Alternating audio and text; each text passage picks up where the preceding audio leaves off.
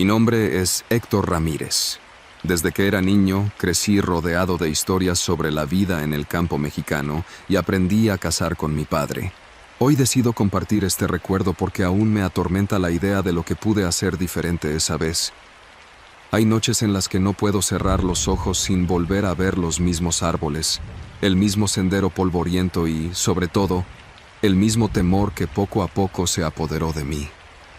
Mi familia es de Durango, donde las sierras se alzan imponentes y la brisa de la madrugada hiela los huesos. Durante mi juventud, salía a cazar en la región de la Sierra de Durango junto con mi padre y mi tío, siguiendo la tradición familiar de buscar venados, jabalíes y, en contadas ocasiones, conejos o aves de la zona. Para nosotros, la cacería no se trataba de simple deporte. Era un modo de vida ligado a la tierra y a nuestra historia familiar. Mi padre siempre decía que la sierra guardaba secretos de los que uno jamás debía burlarse, que la naturaleza podía cobrar venganza si uno osaba faltarle al respeto. Yo pensaba que eran meras supersticiones. Cuando cumplí 19 años, mi padre consideró prudente invitarme a mi primer cacería seria. No sería una salida de un día, sino toda una expedición de 3 jornadas en lo alto de la sierra, con acampar por las noches y caminar extensos trechos durante el día. Me sentí profundamente emocionado, pues aquello significaba por fin estar a la altura de los adultos de mi familia. Antes de partir, mi madre me hizo comprar víveres en la tienda de la colonia. Había una tiendita local donde todos nos conocíamos por nombre. Doña Rosa, la dueña, me saludó con su amabilidad típica. «Llévate suficiente agua y unas galletas para mantener la energía», me dijo. Después, pasé por el mercado a comprar tortillas y equipo de cocina ligero. Mi padre no solía interrumpir estos preparativos. Me dejaba cargar todo para que aprendiera el esfuerzo que implicaba estar en un campamento al aire libre. Partimos muy temprano un viernes por la mañana. Mi padre y mi tío, veteranos de la sierra, manejaban su viejo pickup Ford que rugía mientras ascendíamos por caminos empinados y llenos de baches. Llegamos a un paraje llamado La Silenciosa. El nombre, según contaban los lugareños, venía de que allí ni el viento se atrevía a romper la calma de los pinos.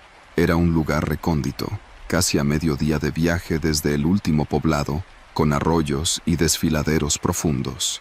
Además, en temporada de lluvias, el riachuelo crecía con fuerza. El primer día transcurrió sin mayores percances. Armamos nuestro campamento en un claro rodeado de coníferas. De vez en cuando, durante el trayecto, escuchábamos el ruido de las ramas y el canto lejanísimo de algunas aves, como si nos observaran a lo lejos. Esa noche, alrededor de la fogata, compartimos historias de cacerías pasadas. Mi padre habló de la ocasión en que, siendo joven, se perdió en la Sierra Madre Occidental y cómo tuvo que guiarse por las estrellas para encontrar el camino de regreso. Al día siguiente, me desperté con el sonido de los trastes de mi padre preparando un café de olla, algo que solía hacer para unirse con la naturaleza en silencio.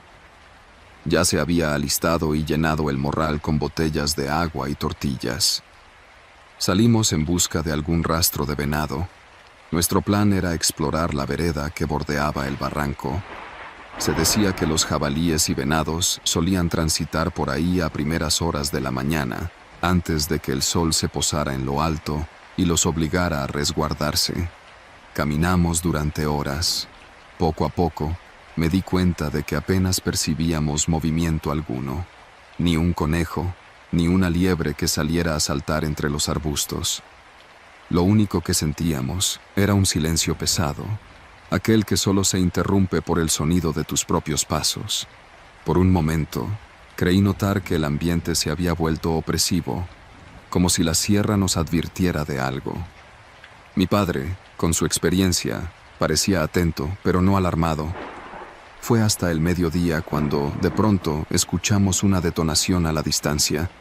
Parecía el disparo de un rifle, seguido por un silencio abrupto. Nos miramos extrañados. No había señales de más cazadores en la zona, y era muy raro que alguien disparara tan lejos del camino principal. Entre mi padre y mi tío surgió una tensión inmediata. Decidimos acercarnos con cautela y seguimos las huellas de quienes hubieran disparado. Tardamos casi una hora en encontrar un sendero nuevo, probablemente abierto por desconocidos para atravesar esa parte de la sierra. El suelo tenía marcas recientes de botas. Mi padre se agachó y tocó la tierra. Todavía estaba suelta, como si alguien hubiera pasado hacía muy poco. Caminamos un tramo hasta que divisamos algo inquietante. Una bandana roja tirada a un lado de la vereda, a unos metros de un par de casquillos. Nadie del grupo traía algo así. De pronto sentí una sensación de alerta que me erizó la piel. Continuamos siguiendo las pistas. Siempre fue un orgullo en mi familia tener cierto olfato para rastrear, pero esa vez me habría gustado carecer de esa habilidad. En poco tiempo, el sonido de otra detonación nos hizo agacharnos. El disparo sonó más cerca. Nos resguardamos tras unos matorrales y avanzamos lentamente. El miedo comenzó a repartir miradas furtivas entre mi padre, mi tío y yo. Parecía que estábamos en una zona de la sierra donde algo extraño estaba ocurriendo. Llegamos a un claro donde, con horror, descubrimos un campamento improvisado. Una carpa rota, restos de comida a medio comer, bolsas de dormir revueltas y una hielera volcada. Todo el lugar parecía haber sido abandonado con prisa. La sangre helada me invadió de una manera que nunca antes había sentido. No era la imagen de un campamento normal. Lucía más bien como un lugar atacado sin compasión. ¿Crees que se trate de cazadores furtivos?, preguntó mi tío en voz baja. Mi padre no respondió de inmediato. Se acercó a la carpa y empujó con el rifle la tela rasgada. Entre las sombras, vislumbramos la silueta de lo que parecía un macho de venado despellejado de manera tosca, colgado de una rama. Su olor era insoportable y parecía ser la causa de un enjambre de insectos que no se separaban de la carne expuesta. Me cubrí la boca y di un paso atrás. Jamás había presenciado un panorama tan cruel y desolador. Ahí mismo, entre la maleza, descubrimos rastros de un forcejeo, huellas que iban y venían, señales de que alguien había sacado a la fuerza a otra persona o a un animal. El silencio se había vuelto amenazante. Mi padre tomó una determinación. Regresaríamos a nuestro campamento y, si no veíamos nada útil en el camino, emprenderíamos el regreso al poblado de inmediato. Nuestra cacería ya no tenía sentido. Había cierta urgencia en su voz, y yo sentía un ligero temblor en mis rodillas. Me sobrecogía la idea de que quizá no estábamos solos allá arriba. Emprendimos el camino de vuelta. Sin embargo, el sendero parecía jugarnos una mala pasada. Donde antes creíamos haber tomado nota de un par de rocas sobresalientes, ya no las vimos. Caminábamos en círculos y el sol empezó a declinar. Fue cuando me di cuenta de que en la sierra, la noche puede llegar sin avisar, engulléndolo todo con sombras frías. Tras varios minutos, escuchamos un ruido de ramas rotas. Alguien o algo nos seguía. Mi padre levantó la mano para indicarnos que nos detuviéramos. Nos quedamos en vilo, tratando de hallar un claro en la espesura. La respiración de todos era casi imperceptible. De pronto, vimos una figura moverse entre árboles a unas decenas de metros. Era la silueta de un hombre, o eso llegué a creer al principio.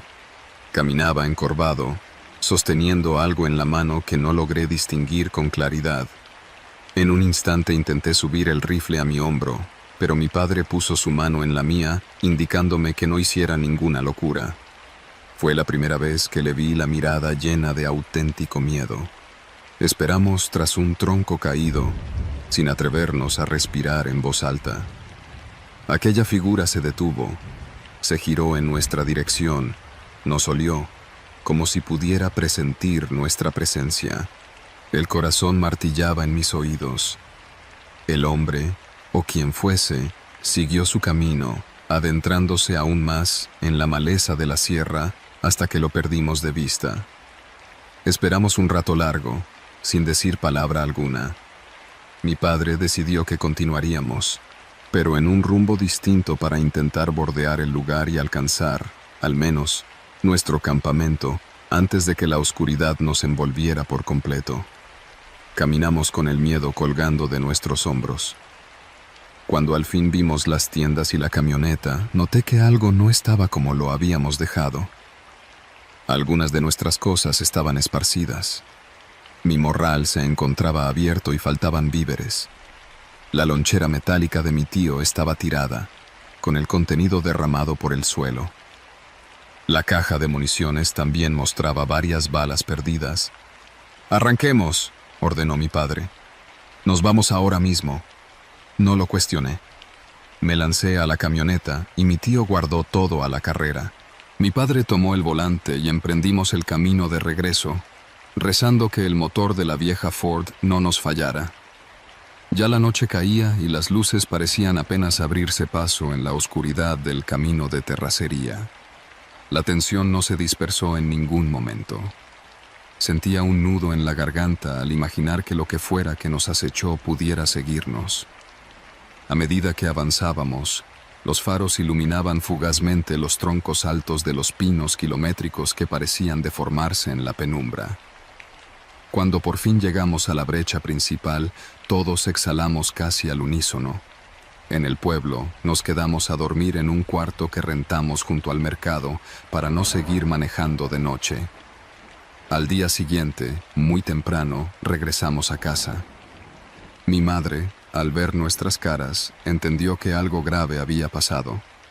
Sin embargo, nadie quiso dar explicaciones detalladas, al menos no de inmediato.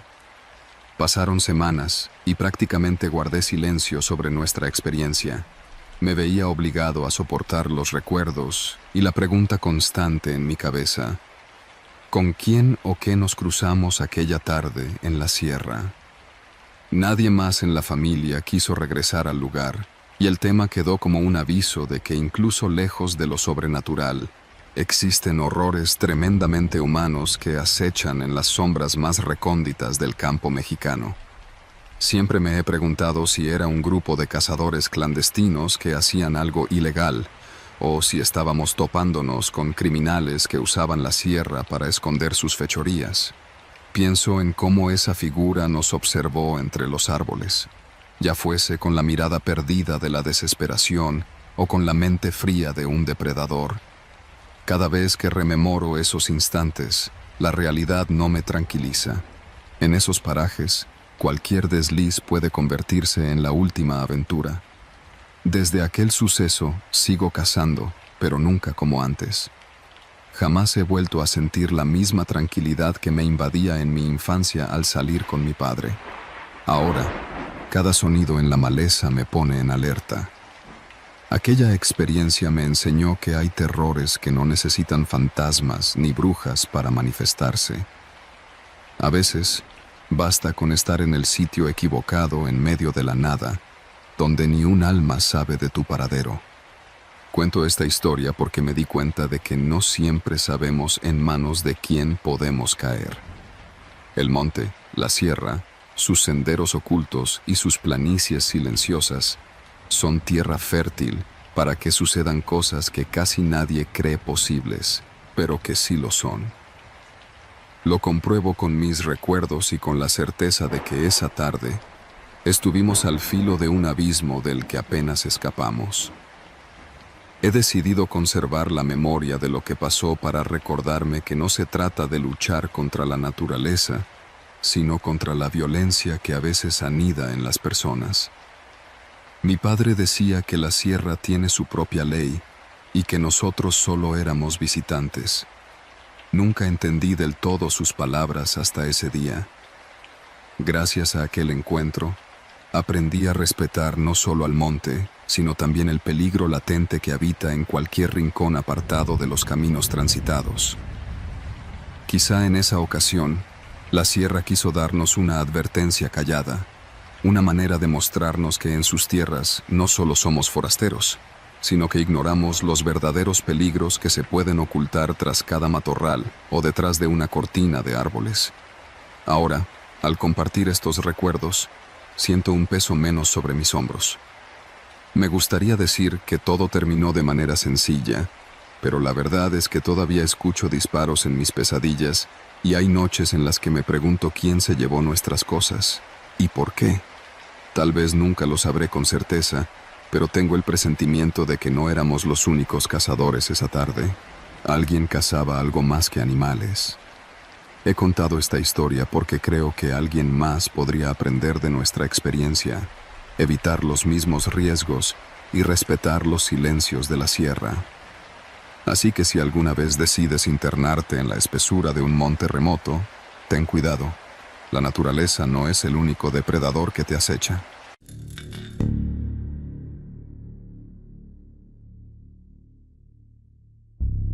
Mi nombre es Rubén Morales, y he llegado a compartir esta historia para advertir a cualquiera que se aventure en territorios que parecen inofensivos, pero que pueden encerrar peligros muy reales. Soy fotógrafo especializado en retratar la vida salvaje de nuestro México, buscando imágenes de animales y paisajes que reflejen la riqueza natural del país. Sin embargo, lo que viví en la selva chiapaneca me obligó a repensar la manera en que me acercaba a la naturaleza y a la gente que habita esos lugares. Desde muchacho tuve afinidad por la fotografía.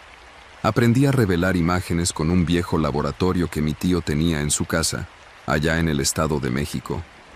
Con los años pude hacerme de una buena cámara digital y algo de equipo, y así comencé a recorrer distintos puntos: la Sierra Gorda de Querétaro, la Huasteca Potosina, los bosques de Michoacán, y finalmente me lancé hacia Chiapas, mi destino más anhelado. Compré mi boleto de autobús desde la terminal norte de la Ciudad de México rumbo a Tuxtla Gutiérrez, donde planeaba hacer base antes de internarme en áreas más apartadas. Llegué a Tuxtla en plena tarde calurosa. El olor a comida recién hecha me recibió al bajar del autobús. Un vendedor ambulante ofrecía tamales de elote y tacos de cochito. La ciudad me pareció bulliciosa, llena de gente que correteaba entre puestos de fruta y camiones de transporte local.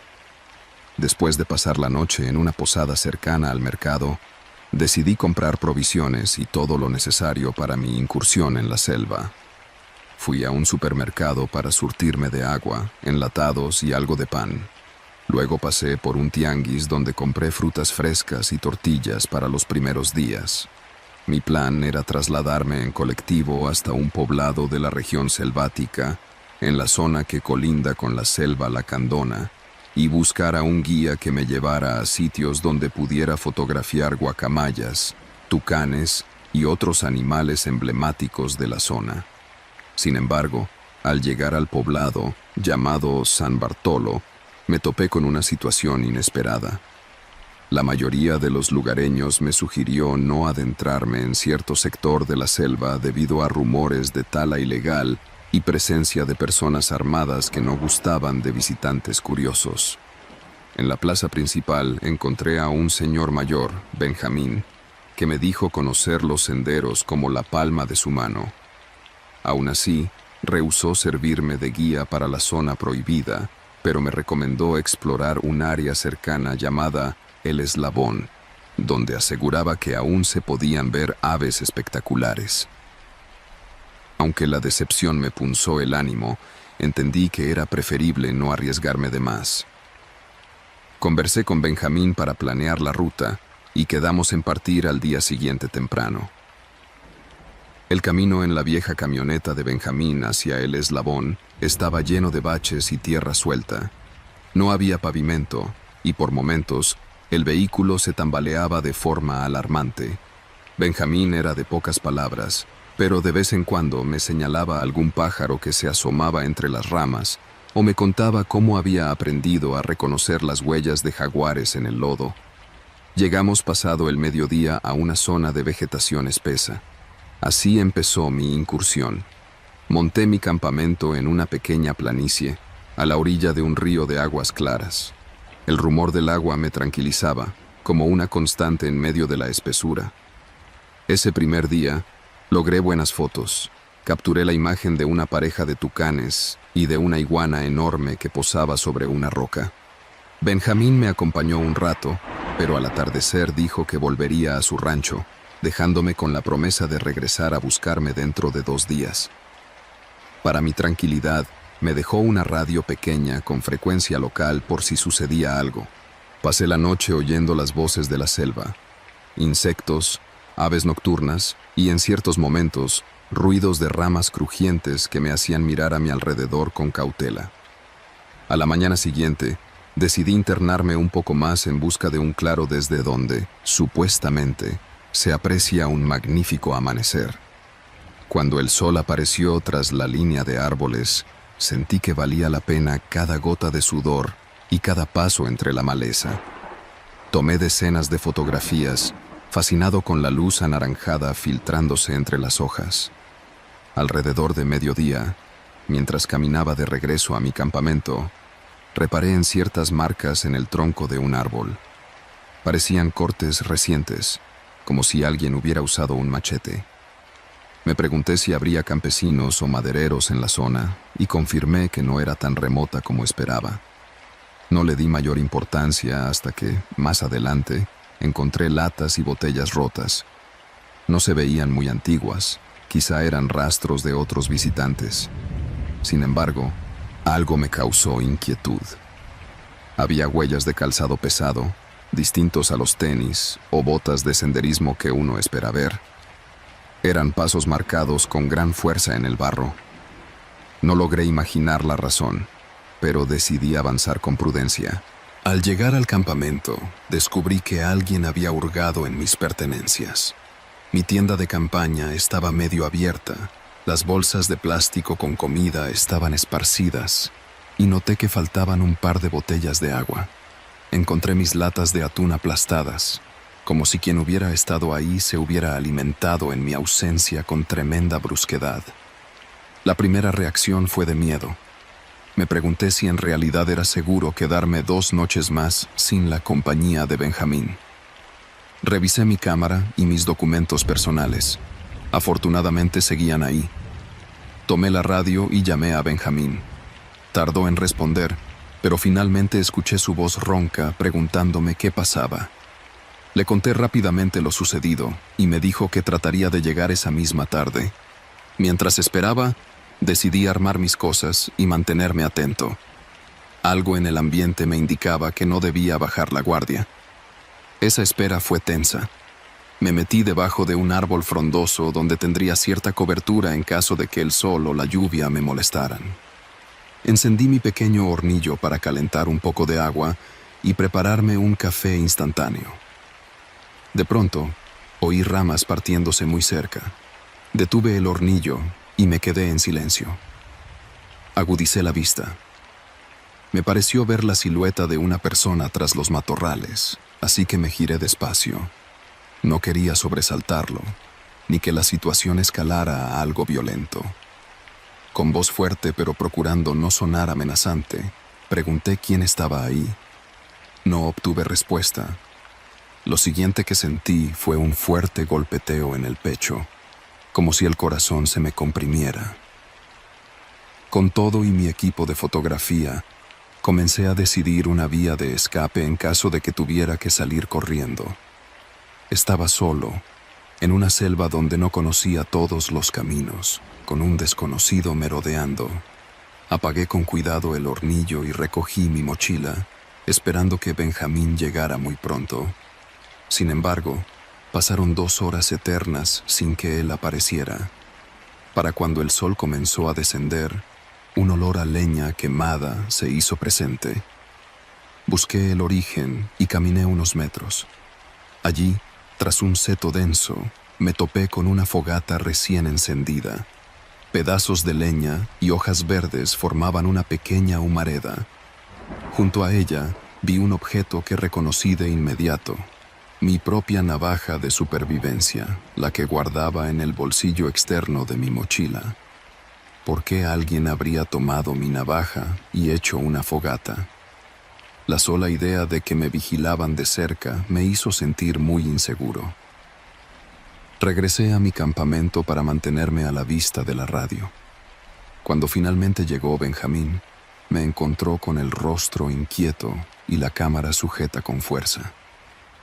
Le hablé apresurado de la fogata, de los rastros, de mi navaja desaparecida, y él frunció el ceño. Revisó el área y, tras quedarse unos minutos en silencio, me instó a guardar todas mis cosas y a partir. Comentó que quizás se trataba de gente que no deseaba testigos cerca, que probablemente los rumores de tala clandestina en áreas contiguas eran ciertos, y que corría yo riesgo si me quedaba más tiempo. De camino de vuelta, el cansancio y la tensión me pasaron factura. Hubo un momento en que hicimos una parada forzada porque Benjamín detectó que la llanta trasera de la camioneta estaba bajando. Nos detuvimos cerca de un viejo puente de tablones maltrechos.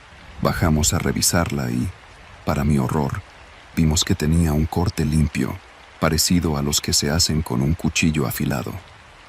Esto no era un simple pinchazo, correspondía a lo que uno haría si quisiera sabotear la camioneta. No teníamos refacción de sobra. Benjamín me expresó con cautela que debíamos avanzar despacio, intentando llegar a otro poblado antes de que la llanta quedara completamente destruida.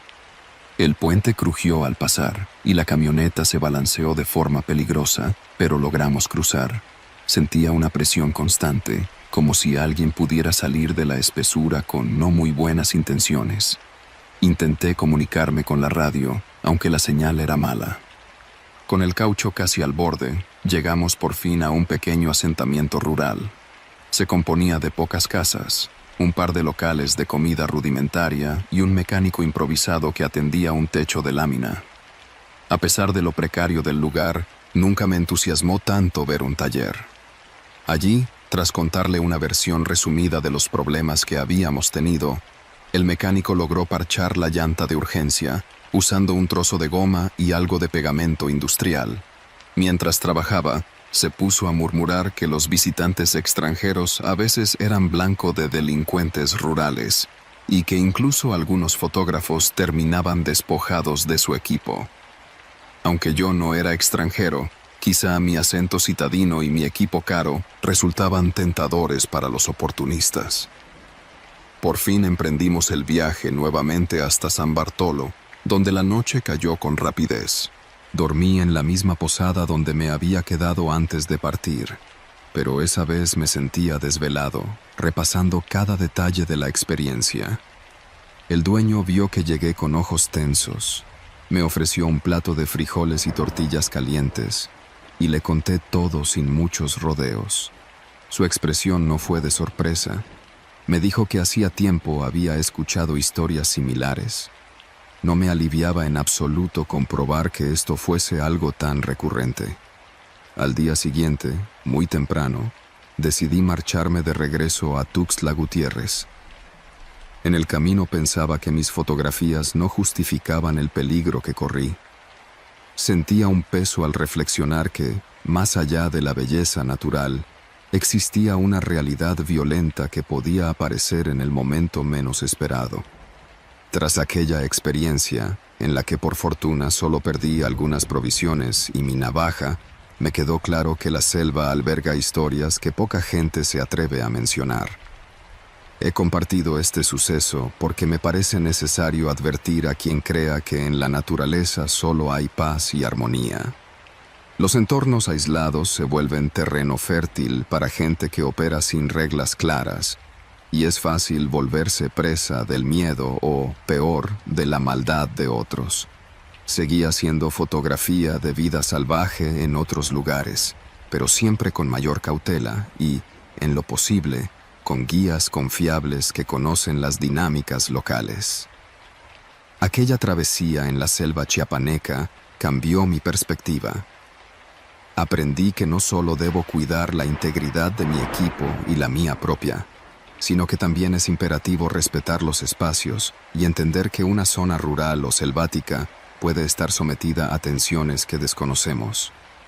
Al rememorar los ruidos de la maleza y la fogata abandonada con mi propia navaja, concluyo que no hacen falta leyendas de fantasmas ni seres sobrenaturales para sentir un peligro real.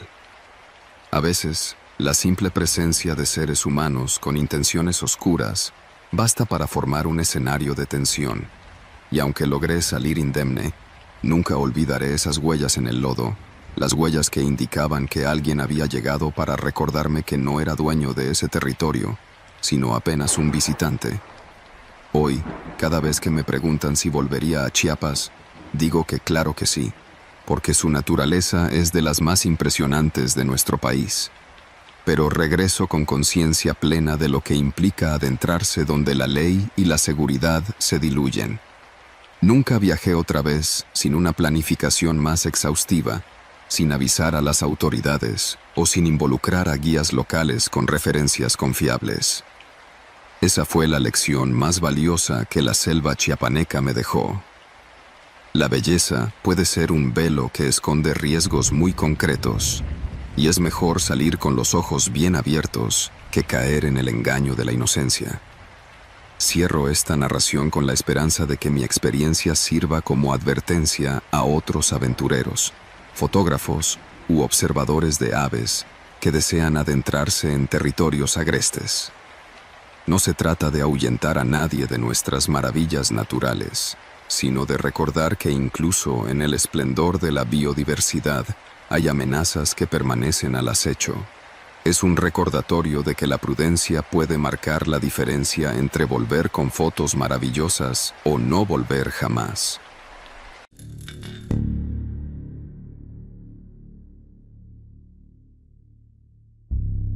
Mi nombre es Carlos Valencia y estoy aquí para compartir lo que viví al internarme en las montañas de Guerrero, un lugar que muchos asocian con paisajes hermosos y comida típica, pero que también guarda secretos que es mejor no descubrir. Nací en la costa, en Acapulco, rodeado de mar y comercio turístico. Sin embargo, de joven me atrajo la sierra, con sus bosques de pinos y encinos, porque mi abuelo me contaba historias sobre su infancia en el campo. Quería conocer lo que él describía como la vida más pura, lejos del bullicio urbano y alejada de las complicaciones modernas. Hoy, años después, sigo preguntándome si fue una buena decisión aventurarme sin la preparación debida. Desde niño ahorré lo que pude y, cuando cumplí 20 y tantos, me compré una moto usada para transportarme a mi antojo por el estado. Cada que salía del puerto, ya fuera para ir a Chilpancingo o para subir hacia los poblados de la Costa Grande, me maravillaba de lo variado que era el paisaje. Un momento veía palmeras y mar abierto, y al siguiente empezaba a rodearme de cerros frondosos y caminos sinuosos. En alguna ocasión, mientras conversaba con un empleado de la gasolinera, me enteré de la existencia de un poblado llamado San Luis del Monte, ubicado muy adentro, a unas 5 o 6 horas de camino siguiendo una brecha polvorienta. Me dijeron que no era fácil llegar, pues luego de unos kilómetros, el asfalto desaparecía y la terracería se hacía brava, con subidas y bajadas donde no pasaba casi nadie. Esa dificultad, en vez de asustarme, me llamó la atención de inmediato. Tenía que ver con mis ansias de aventura, pero también con cierto romanticismo juvenil. Quería sentir que experimentaba la vida real, esa que a veces se pierde entre la comodidad de las ciudades costeras abarrotadas de turistas. Así que una tarde, con un morral donde metí agua, algunas latas de atún y la carpa que usaba en mis escapadas de fin de semana, partí en la moto rumbo a la sierra. A mi madre, que se enteró de mis planes de último minuto, apenas le di tiempo de recomendarme llevar suéter y algo de botiquín. A medida que me alejaba de la costa, el clima se hacía más fresco y el camino menos transitado. Los puestos de cocos y pescado frito quedaron atrás, sustituidos por lomeríos y pequeños pueblos con casas de adobe y techos de teja. Cada vez que podía, llenaba el tanque de la moto y compraba provisiones. En un pueblito llamado El Volcán, paré en una tienda de abarrotes pintada con colores chillones. Allí compré refrescos y tortillas para no quedarme sin alimento. El dueño, don Joaquín, me preguntó con curiosidad a dónde me dirigía. Cuando le conté mi plan, frunció el ceño y me advirtió que el camino a San Luis del Monte no era fácil y que, además, circulaban rumores de que no era un sitio seguro. Pero en mí pesó más la emoción que la cordura. Mientras ascendía, el tiempo pareció detenerse. La bruma comenzaba a bajar por las laderas y, aunque era temprano, el ambiente tomó un tinte melancólico. Pasé junto a parcelas de maíz y cafetales, saludando a campesinos que me veían con extrañeza y, ocasionalmente, con una pizca de desconfianza. Aún así, no encontré ningún indicio claro de que debiera dar la vuelta. Avancé kilómetros por brechas polvorientas, sintiendo la vibración de la moto. Me tocó esquivar baches profundos y piedras sueltas, pero aún me sentía satisfecho de la aventura, hasta que, bien entrado el mediodía, mis planes comenzaron a torcerse. En un tramo particularmente rocoso, sentí de pronto que el neumático trasero perdió estabilidad. Me detuve y noté que estaba pinchado. Quizá una piedra o un pedazo de metal clavado en la llanta. Sin ningún taller a la vista, me tocaba arreglármelas con mis herramientas básicas. Logré cambiar la cámara de aire con el repuesto que traía, aunque me tomó un buen rato bajo el sol. Al final, el retraso me hizo tomar la decisión de no llegar tan lejos como planeaba, sino quedarme en algún lugar intermedio y retomar la ruta al día siguiente. Tras la reparación, conduje unas horas más hasta hallar un paraje donde se juntaban dos riachuelos. El sonido del agua me pareció perfecto para acampar. No vi rastros de casas ni gente, así que levanté mi carpa y me preparé una cena frugal con tortillas y atún. El viento agitaba los árboles con un susurro constante que parecía cantarme algo inaudible. Con la caída de la noche, la temperatura descendió rápido. Encendí una pequeña fogata, con cuidado de no provocar un incendio forestal. Me arropé con mi chamarra y me senté a contemplar la bóveda estrellada. No puedo negar que en ese momento me sentía pleno. Un ruido distante, como el de un tronco rompiéndose, me sacó de mi ensimismamiento. Me incorporé para ver si detectaba algo claro, pero todo volvió a la calma. Aún así, me quedé con la tensión en el cuerpo, con la sensación de que no estaba solo. Hacia las 11 de la noche, decidí meterme a la carpa. El sueño me venció a ratos y se desvanecía a otros, entremezclado con crujidos y chasquidos en la vegetación a mi alrededor. Por la mañana, desmonté todo para retomar el camino. La llanta reparada aguantaba, y yo creía que nada más me impediría continuar. Sin embargo, tras media hora conduciendo, el sendero se desvaneció en un estrecho paso lleno de rocas y charcos. Dudé si había tomado la ruta correcta, pero el GPS de mi teléfono no funcionaba en esa zona, y el mapa impreso que traía era demasiado general. Tuve que seguir mi intuición, que resultó mala consejera. Al final de un recodo, me topé con un barranco imposible de cruzar. No podía seguir en moto por ahí. Volver sobre mis pasos sería la única opción. Cuando estaba por girar la moto, escuché voces.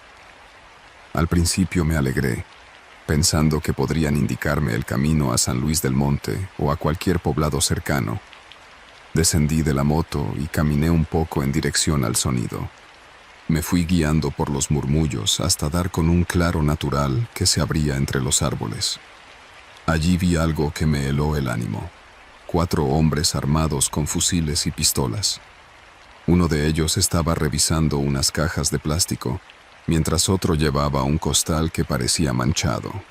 El grupo tenía un caballo amarrado con material de carga. Me di cuenta de que parecían vigilantes, o, peor aún, traficantes de algo que no alcancé a distinguir. Me agaché tras un tronco caído, procurando no hacer ruido.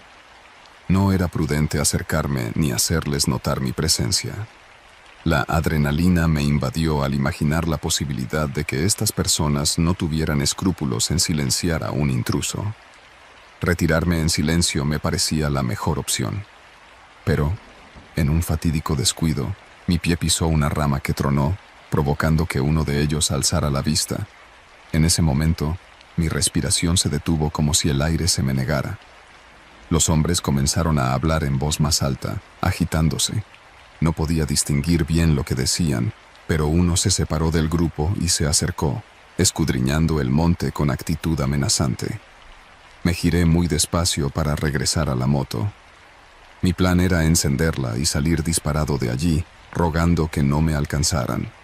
Con el corazón retumbando en el pecho, llegué hasta mi vehículo.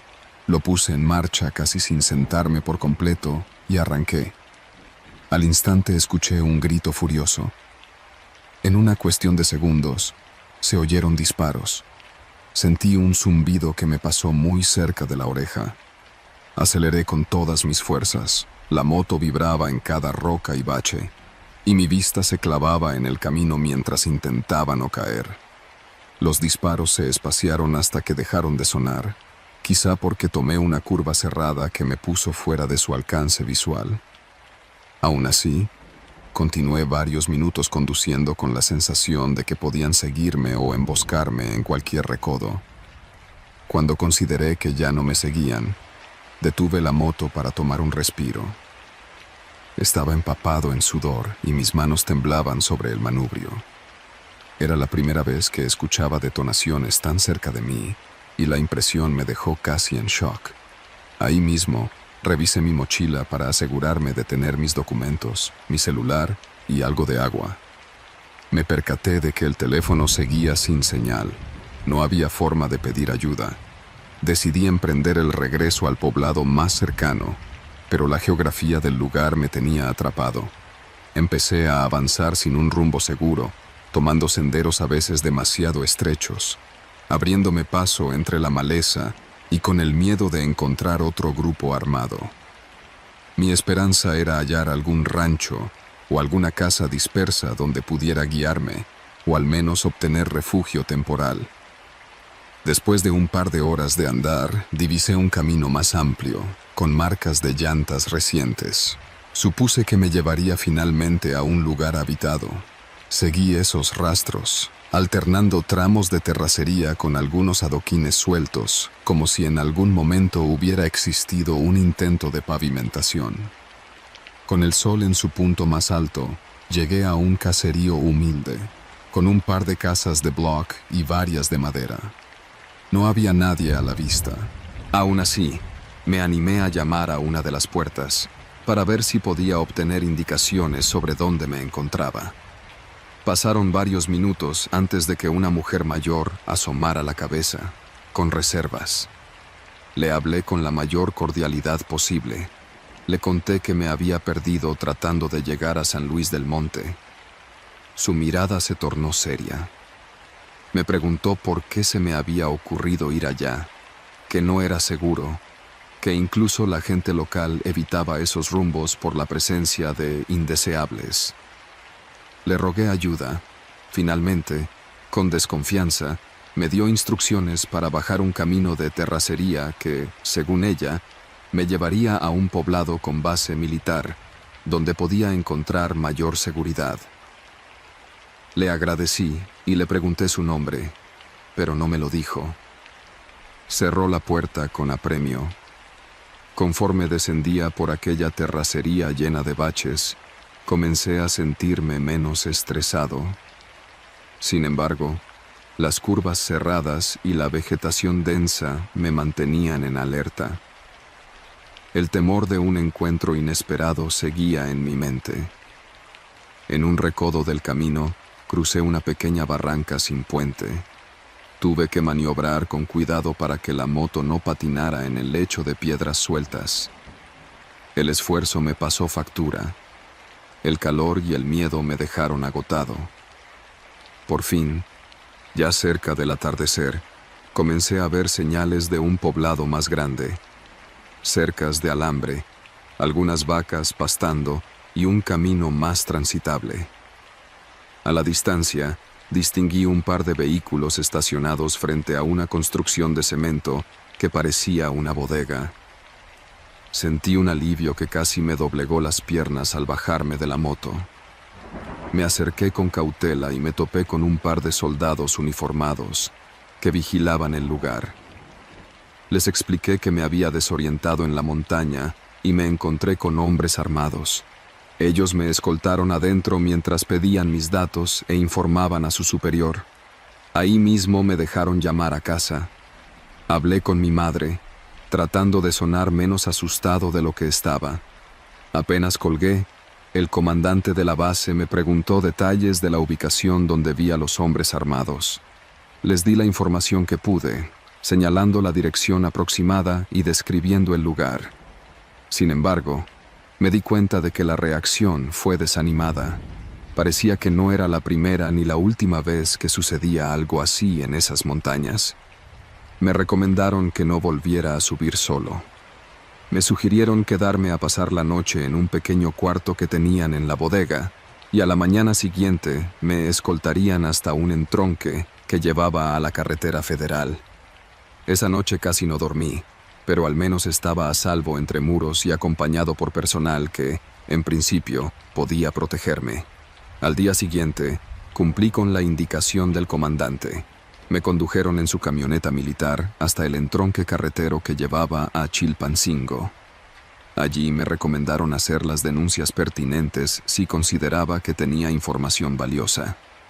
Me despedí sin detenerme. Mi prioridad era regresar a casa. Cuando por fin llegué a la ciudad, era como salir de un mal sueño. Limpié la moto sin demasiada atención, sintiendo que la aventura se me había ido de las manos. Preparé mis cosas para volver al departamento donde vivo con mi madre. Pasaron los días y el relato de lo sucedido fue rodando entre mis amigos. Muchos me calificaron de imprudente por internarme en tierras desconocidas, sin una preparación previa y sin entender la realidad que se vive en algunas zonas de Guerrero. Tenían razón, el miedo que sentí no se me va a olvidar. Seguí viajando, aunque ya no con la misma ligereza. Hoy comparto esta historia como un acto de catarsis y también de advertencia. Durante años, idealicé la vida en la sierra por las historias de mi abuelo. Sin embargo, la realidad que presencié es distinta. Un lugar donde la naturaleza es imponente, pero también donde el riesgo de toparte con grupos armados es muy alto. Lamento haber tenido que aprenderlo de la peor manera, con disparos zumbando cerca de mi cabeza y acampando en parajes sin saber quiénes rondan a tu alrededor. Hace falta más que valor y entusiasmo para recorrer ciertas regiones del país.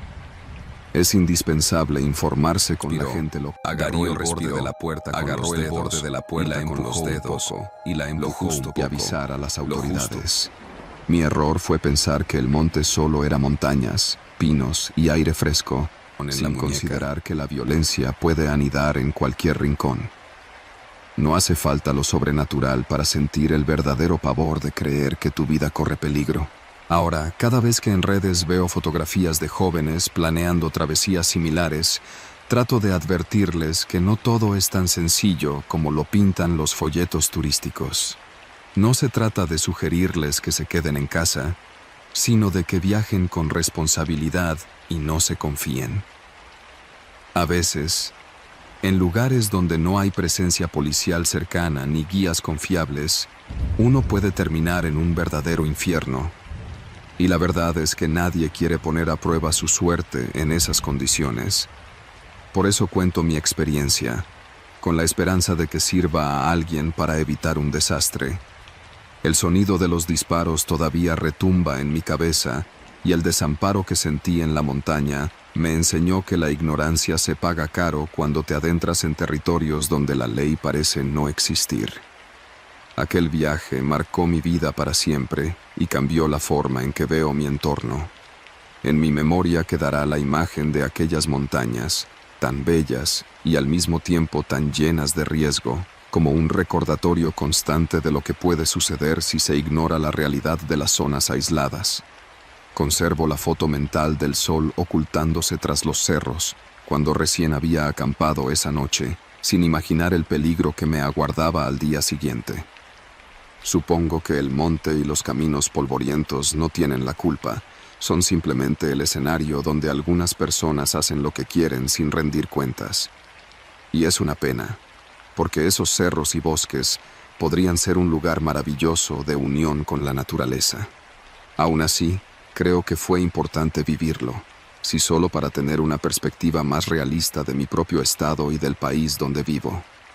Cierro aquí mi relato, con la convicción de que sí hay hermosura en los rincones más remotos de Guerrero, pero también desafíos que van más allá de sortear un camino difícil o un terreno pedregoso. Espero que mi testimonio ayude a quienes se planteen emprender una aventura similar. No dejen que la emoción los ciegue.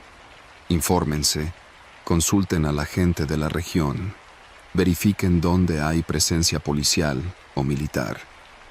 Porque, a fin de cuentas, la experiencia más increíble puede tornarse en pesadilla cuando se cruzan ciertas líneas invisibles. Y lo he contado porque no quiero que otros repitan mis errores, aquellos que estuvieron a punto de costarme la vida.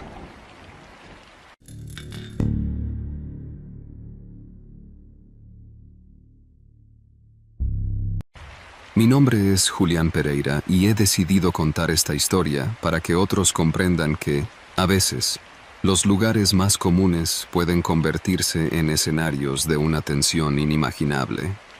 Nací en Villahermosa, Tabasco, cerca de los terrenos pantanosos del sureste de México. Desde pequeño, mis padres me llevaban de pesca a los pantanos y ríos aledaños.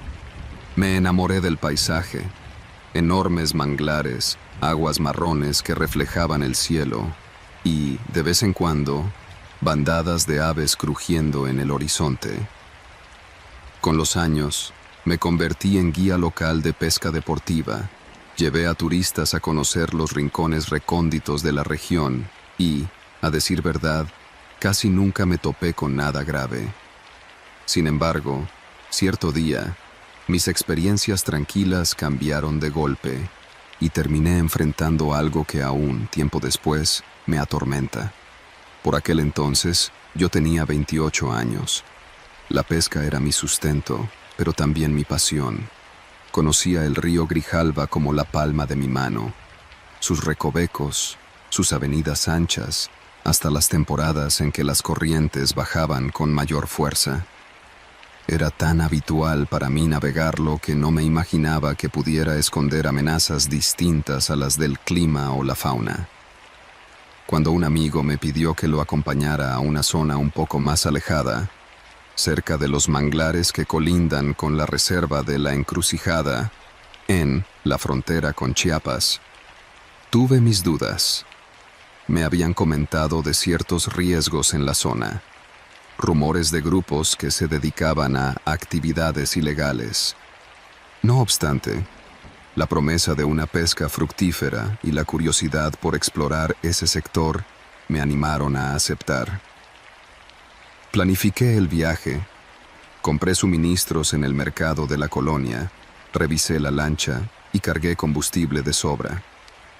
Crucé el centro de Villahermosa en mi camioneta junto con mi amigo Héctor, un fanático de la pesca de róbalo y pez bobo, y emprendimos camino hasta un embarcadero modesto en los límites del municipio de Centla. Allí, un conocido que tenía su almacén nos permitió dejar el vehículo y bajar la lancha. El primer día transcurrió sin mayor novedad. Navegamos por un canal tranquilo y, conforme avanzábamos, los manglares se cerraban sobre nosotros.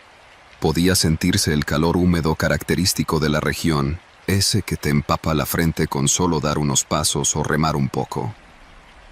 El canto lejanísimo de aves y el ronroneo del motor fuera de borda eran nuestra banda sonora. De rato en rato, apagábamos el motor para lanzar la caña y pescar en silencio. La única sorpresa fue pescar un par de peces de buen tamaño y disfrutar de una tarde relajada. Incluso esa noche, cuando acampamos en un claro donde el manglar daba paso a una superficie firme, todo pareció normal. Hicimos un fuego pequeño para asar el pescado, revisamos que no hubiera cocodrilos merodeando y, tras cenar, nos fuimos a dormir en carpas separadas. La siguiente mañana seguíamos emocionados. Nuestro plan era adentrarnos un poco más, remontar un brazo secundario del canal y buscar nuevas aguas. Navegamos al amanecer, con la neblina flotando sobre la superficie de la corriente. El sol despuntaba con un tono naranja intenso.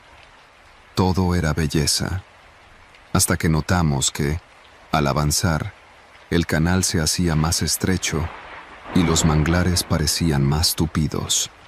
Encendimos nuestra vieja bocina para escuchar algo de música, lo cual quizá no fue la mejor idea. En medio de esa quietud, resultaba estridente, pero preferimos amenizar el trayecto. Después de un par de horas, hicimos una parada en una orilla arenosa para revisar la lancha. Había un leve golpeteo en el motor que no me gustaba, así que decidimos checar la hélice y asegurarnos de que no hubiese atascado algún pedazo de rama. Mientras estábamos en plena faena, escuché pasos entre el mangle. Pensé que podría tratarse de algún campesino local o de la fauna típica, tal vez un coatí o un mapache, pero cuando levanté la vista, me encontré de golpe con un hombre de rostro serio, que sujetaba un machete con un aire desconfiado. Me miraba con recelo y no hizo ademán alguno de saludo. Mi primera reacción fue hablarle con cortesía, preguntarle si todo estaba bien. El tipo solo negó con la cabeza y masculló algo que no alcancé a entender. Después, retrocedió y se metió en la espesura, desapareciendo entre el follaje. Héctor y yo nos quedamos perplejos. La sensación no fue la de un encuentro con un lugareño cualquiera. Me resultó extraño el modo en que nos observó, como si le molestara nuestra presencia. Decidimos activar el motor y retomar la ruta. Aún así, nos mantuvimos en silencio un buen rato, procesando lo ocurrido. Lentamente, avanzamos un largo trecho por el mangle. El día comenzó a caldear y el aire se volvió más denso. De pronto, escuchamos una embarcación a lo lejos, el sonido de un motor más grande que el nuestro. De nuevo, imaginamos que podía ser un pescador local, así que seguimos la faena, echando la carnada al agua.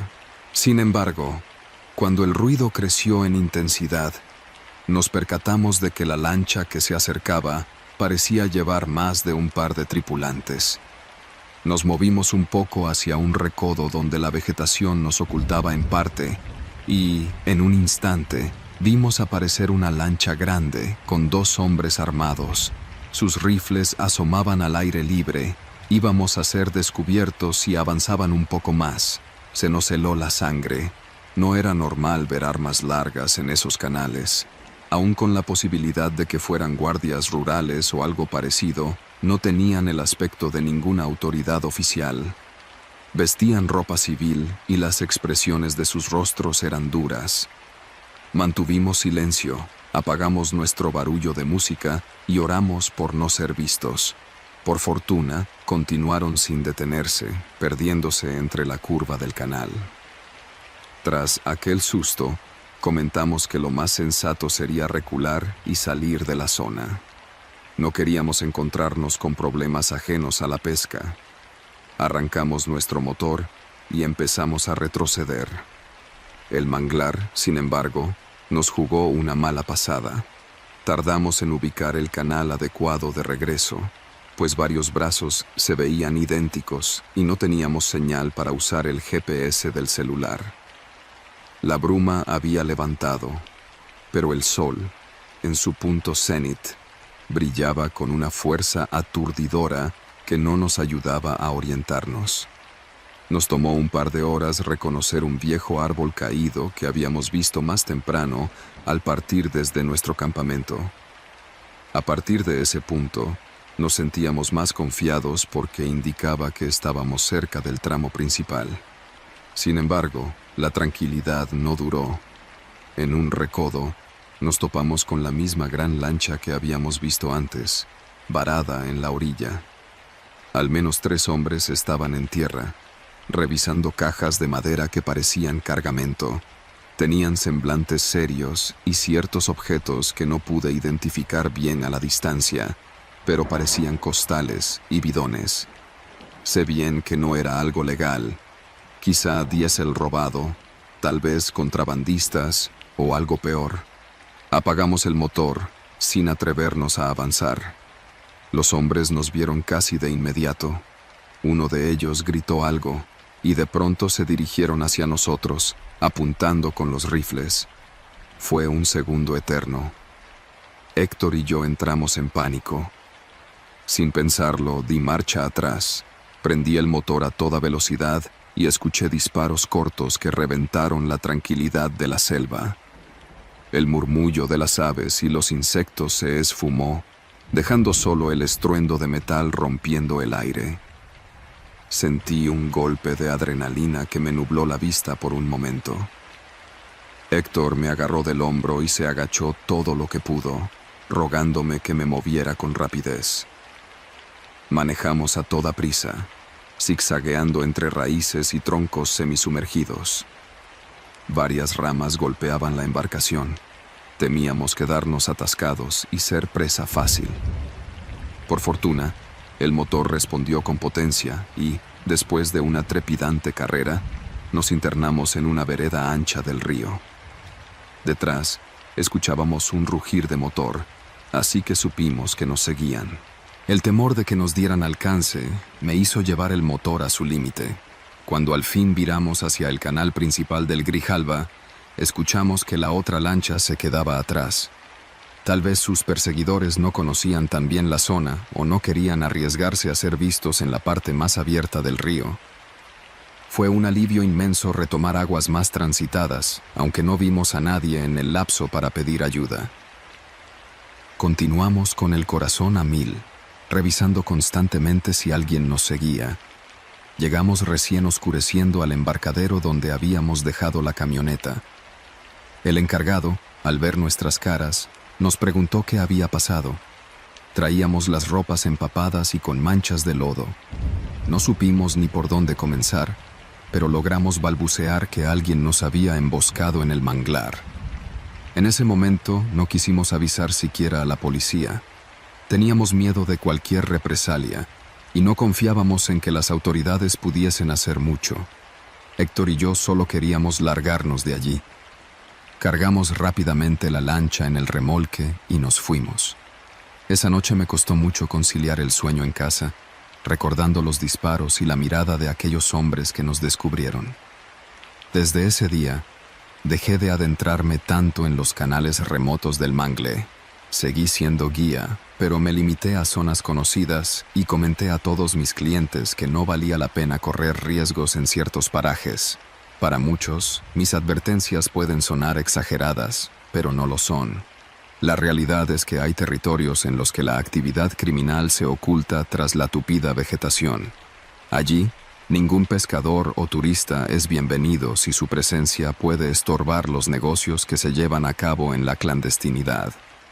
Contar esta historia me ayuda a liberar la tensión acumulada y, sobre todo, a prevenir a quienes, como yo, aman disfrutar de la naturaleza y creen que basta con conocer un río o un ecosistema para estar a salvo. La verdad es que el verdadero peligro no está solo en las corrientes o en la fauna, sino en las personas que operan al margen de la ley y que ven en un intruso un riesgo a eliminar. He visto todavía cómo los atardeceres rojos se reflejan en las aguas mansas de los pantanos, tan bellos que invitan a pensar que todo marcha en armonía. Sin embargo, basta un recodo equivocado para encontrarte con realidades crudas. No hace falta creer en leyendas o apariciones para sentir un pánico absoluto. Basta la presencia de individuos dispuestos a disparar sin pensarlo. Más de una vez he tenido pesadillas donde me veo buscando una salida sin encontrarla, atrapado en un laberinto de raíces y tallos que me llevan directamente a esas armas apuntando hacia mí. En la actualidad, mantengo mi trabajo como guía, pero con protocolos firmes. Avisar a las autoridades locales de cada ruta, exigir señal de radio o al menos un teléfono satelital en la embarcación y jamás alejarme tanto como antes sin refuerzos. Aún así, no he podido borrar de mi cabeza la imagen de la lancha grande a un lado del mangle y de esos desconocidos hurgando cajas que preferí no investigar. Todo me recuerda que en México existen sitios donde la ley apenas es una sombra frente a las redes ilícitas. Espero que mi relato sirva a otros pescadores, a guías de ecoturismo o a viajeros aventureros. Conocer los pantanos de Tabasco y las reservas cercanas a Chiapas puede ser una experiencia maravillosa, pero no se puede ignorar la situación real. No se trata de infundir pánico, sino de invitar a la cautela y al respeto por lo que ocurre en regiones alejadas de la mano del gobierno. Uno podría pensar que la mayor amenaza es un cocodrilo o una serpiente, cuando en verdad la inseguridad humana se vuelve un predador más letal. Sigo recordando la vibración del motor en la lancha mientras escapábamos, la tensión en los brazos de Héctor al aferrarse al borde y el aire húmedo golpeando mi rostro. En esos momentos, entendí que la vida pende de un hilo pequeñísimo cuando te topas con fuerzas que no controlas. Por algo mi padre siempre me enseñó a ser precavido, aunque la juventud y el amor por la aventura a veces nublan el juicio. He pagado con susto, mas no con mi vida, el atrevimiento de entrar sin permiso en una tierra que otros reclaman como suya. Con esta historia cierro un capítulo de mi vida que me transformó. Ahora recomiendo a los foráneos que vengan, sí, pero que contraten guías debidamente certificados, que pidan permisos, que se informen. Evito las salidas improvisadas que alguna vez me parecieron tan emocionantes. No olvido que hay un hombre de rostro serio por ahí, con un machete en la mano, y otros que portan armas largas, cuidando un negocio que se esconde en medio del verdor. Por mi parte, prefiero continuar mostrándole a la gente los rincones hermosos de este estado, sin perder de vista que la realidad puede tornarse gris en cualquier instante. Así, conservo la rutina de cada mañana de pesca, pero ahora mis sentidos trabajan alerta, sin la ingenuidad de antaño.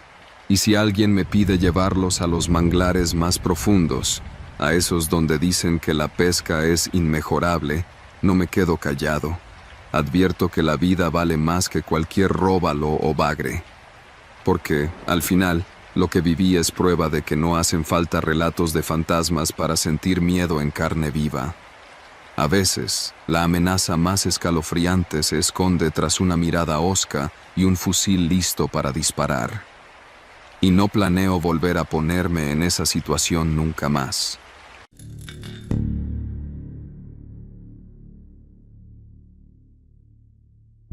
Mi nombre es Saúl Paredes, y he decidido contar esta experiencia porque aún la considero uno de los momentos más angustiantes de mi vida.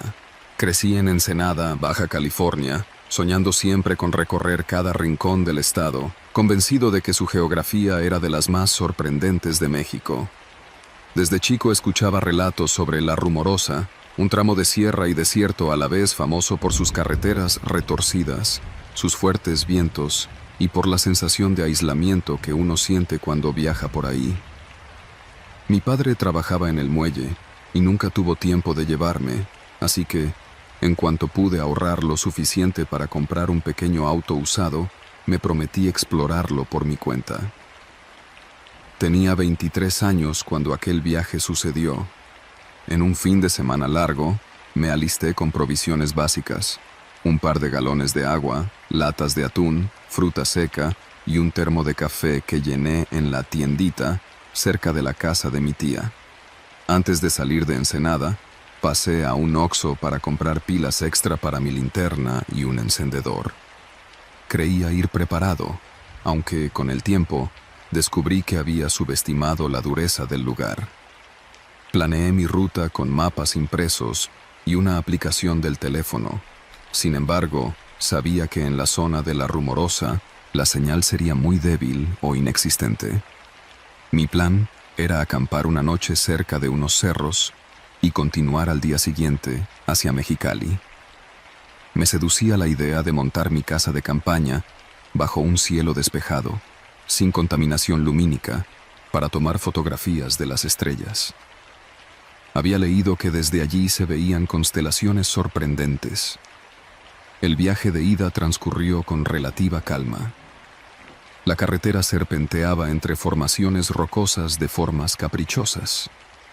El viento golpeaba el auto con contundencia, y me mantenía alerta para no perder el control del volante. En un tramo, me detuve en un mirador improvisado para contemplar el desierto que se dibujaba a la distancia. No se veían casas ni gente, solo la panorámica de un paisaje árido, con matorrales dispersos y un sol insoportable que reverberaba en el pavimento. Avancé hasta que el hambre me obligó a buscar un sitio donde guarecerme un momento. Encontré una construcción solitaria al costado del camino que funcionaba como un restaurante rústico y a la vez expendio de gasolina. Era apenas un techito de lámina, con un par de bombas viejas al frente. Allí me atendió un hombre de aspecto serio que dijo llamarse Joel. Me ofreció unos burritos y una Coca-Cola helada. Agradecí su hospitalidad y le pregunté si conocía un buen lugar para acampar sin alejarme demasiado de la carretera. Se quedó pensativo un segundo. Luego me advirtió que, con los fuertes aires de la noche, tal vez lo más seguro sería pernoctar cerca del restaurante, en vez de arriesgarme a montar la tienda en medio del desierto. Pero yo, optimista como era, insistí en que prefería un sitio silencioso a solas con la naturaleza. «Ten cuidado», me dijo. «Por estos rumbos rondan personas que no tienen buenas intenciones. Y con la soledad, quién sabe en manos de quién puedas toparte». No quise indagar más. Me despedí con un apretón de manos y seguí conduciendo unos 20 minutos hasta hallar una desviación de terracería. El camino estaba lleno de piedras y baches. Revisé mi mapa y me pareció adecuado, pues se internaba al corazón de las formaciones rocosas. Conduje con lentitud hasta que encontré un pequeño claro entre los cerros. Fue allí donde decidí levantar mi campamento. Un área plana con un fondo de enormes rocas ocres que parecían fantasmas erguidos bajo el sol. La tarde pasó sin mayores contratiempos. Monté la casa de campaña, acomodé mis provisiones y revisé los alrededores en un recorrido breve. Entre peñascos encontré rastros de fogatas antiguas, quizás hechas por viajeros pasados. Eso me tranquilizó. No era el único que había acampado allí alguna vez. Cuando llegó la noche, el silencio casi total me sorprendió.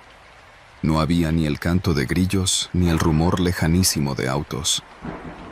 Preparé una cena sencilla con mi hornillo de gas, contemplando cómo las rocas ganaban una apariencia enigmática bajo la luna. Alcancé a tomar unas cuantas fotografías del cielo cargado de estrellas. Al filo de la medianoche me metí en la tienda. El viento empezó a soplar con más fuerza, sacudiendo la lona y obligándome a ajustar las estacas.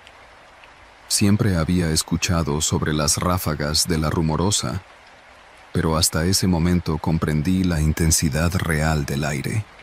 Me acosté intentando dormir, pero cada rafagueo me ponía en alerta. Cada cierto tiempo sentía cómo la tela golpeaba mi rostro y la estructura de la tienda crujía. En medio de ese vaivén, oí lo que parecían pasos sobre la gravilla. Un sonido de pisadas lentas, avanzando cerca de donde tenía estacionado mi coche. Al principio, pensé que se trataría de alguna liebre o zorro, aunque me extrañaba que resonaran tan definidos. Quise asomarme, pero el mismo nerviosismo me detuvo. Me propuse aguardar un poco más para ver si el ruido se repetía. Volvió a escucharse, esa vez más cerca. Salí con cuidado, linterna en mano, intentando no alarmar a quien estuviera ahí. Fue un momento tenso. Iluminé la parte trasera de mi automóvil y confirmé que la tapa de la cajuela estaba abierta. Yo estaba seguro de haberla cerrado. Me acerqué y mi corazón retumbó cuando vi que mis galones de agua habían sido movidos. Uno de ellos se encontraba boca abajo, chorreando el líquido al suelo. Echando un vistazo rápido, descubrí también que mis latas de atún estaban esparcidas. Mis víveres habían sido registrados, como si alguien buscara algo con apremio. De pronto, capté movimiento con el rabillo del ojo. Giré la linterna hacia la derecha y distinguí a un individuo escuálido, con ropas gastadas, parado a unos 10 metros. Estaba casi estático, mirándome mientras sostenía uno de mis viejos recipientes de plástico. No supe qué hacer ni qué decir. Le solté un «¿Todo bien, amigo?», que sonó más nervioso de lo que había planeado.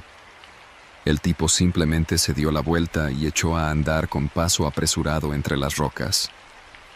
Allí me quedé, con la linterna titilante, sin comprender qué acababa de pasar. Decidí que no era seguro quedarme. Revisé rápidamente el estado de mis cosas.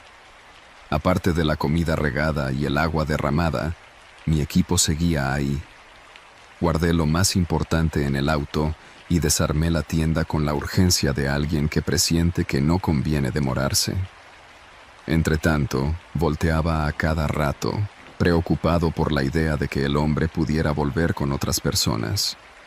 Pensé en el consejo de Joel en el restaurante y en lo inocente que había sido. Conseguí empacar y guardar todo en cuestión de minutos. El viento, que no daba tregua, levantaba polvo y hacía que mis ojos me ardieran.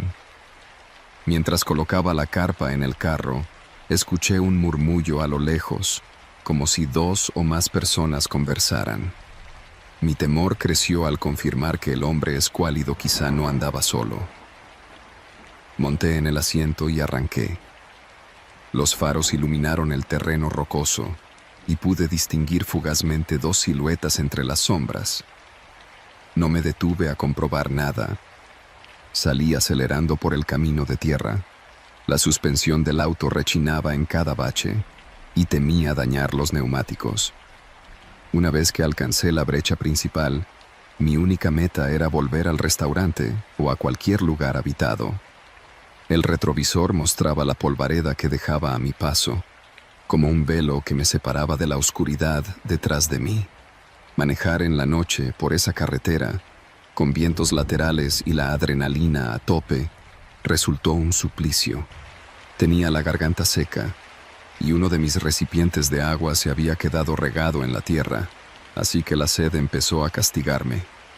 Después de cerca de 1 hora bordeando curvas, llegué de nuevo a la construcción donde me atendió Joel. Toqué la puerta con insistencia, y tras un par de minutos, reconocí su rostro demacrado de sueño. Le conté, con respiración agitada, lo que sucedió. Me preguntó si estaba herido o si faltaba algo importante. Le explicó que, salvo por la comida desperdiciada, estaba bien, aunque asustado y desorientado. Joel soltó un suspiro y me hizo pasar, invitándome a sentarme.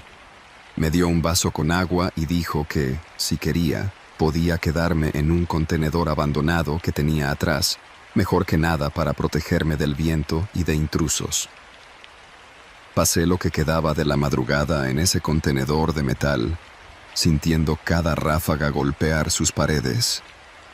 Para ese momento, el cansancio me venció y tuve una especie de sueño intranquilo. Al amanecer, cuando salí, vi a Joel echando llave a las viejas bombas de gasolina. Me acerqué para agradecerle lo que había hecho por mí. Él me confesó que no era raro que migrantes, o incluso grupos de desconocidos, se movieran por esas zonas, a veces buscando provisiones, a veces con intenciones menos claras. Me ofreció un desayuno sencillo, y en la charla surgió algo que me dejó pensativo.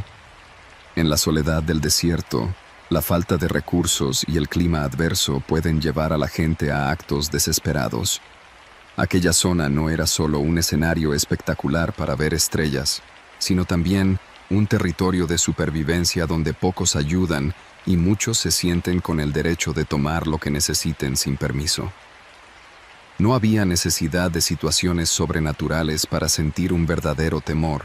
Bastaba con un hombre tratando de forzar la cajuela de tu auto en medio de la noche. Apenas el sol se elevó otro poco, me despedí de Joel, prometiendo que le mandaría algo de dinero en agradecimiento y avisándole si alguna vez volvía con mejores precauciones. Conduje el tramo restante hasta Mexicali más aliviado, aunque sin dejar de pensar en lo cerca que estuve de enfrentarme a un posible ataque o a un robo más agresivo. Al llegar a la ciudad, busqué un hotel para pasar la noche y me regalé un descanso antes de emprender el regreso a Ensenada por una ruta más transitada. Llamé a mi madre, contándole una versión resumida para no preocuparla de más. Sin embargo, en mi interior, sabía que esta vivencia me había marcado. La imagen de ese desconocido junto a mi auto con mis cosas en las manos me acompañaría durante mucho tiempo. Hoy, cada vez que alguien me pregunta sobre recorrer la Rumorosa a solas, recomiendo mayor cautela. Sugiero investigar bien el lugar, asegurar puntos viables de aprovisionamiento y, sobre todo, mantener la guardia arriba. A pesar de su gran belleza, la realidad es que hay múltiples factores de riesgo. El clima extremo, la escasa comunicación y la posible presencia de personas desesperadas o dedicadas a cosas ilícitas.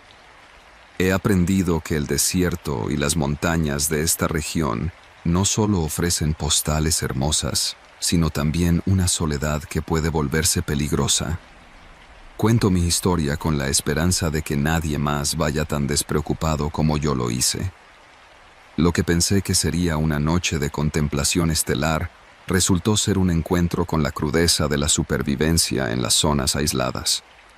No se trata de satanizar el lugar ni de cancelar los viajes de aventura, sino de recordar que la naturaleza, en combinación con la realidad social de cada zona, puede convertirse en un escenario más inquietante que cualquier leyenda. A veces, basta cruzarse con la persona equivocada, allí donde nadie puede escucharte gritar, para que comprendas que el peligro es muy real. Y así termino mi relato, habiendo aprendido que, en el desierto, el viento arrastra las historias que pocos quieren contar, historias de encuentros con la vulnerabilidad humana, en un entorno que no perdona la menor distracción. He regresado algunas veces a la Rumorosa, pero ya no acampo sin la debida compañía ni ignoro las advertencias de quienes conocen el lugar, porque entendí que esa noche pude haber sentido una desesperación mucho más profunda